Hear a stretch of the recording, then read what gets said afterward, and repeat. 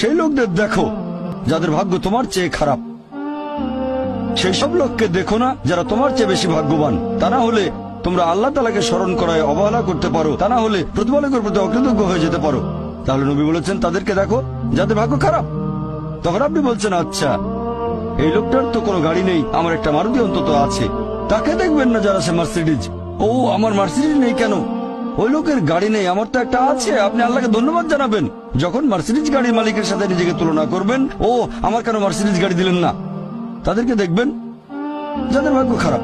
তাহলে আপনি আল্লাহ সুবহানাহু ওয়া তাআলাকে স্মরণ করছেন। আর এটাই বৈশিষ্ট্য মানুষের। এরকম একটা গল্প যে এক লোকের মনে অনেক দুঃখ, কারণ তার কোনো জুতো নেই। তারপরে সে একটা লোককে দেখলো যার একটা পাই নেই।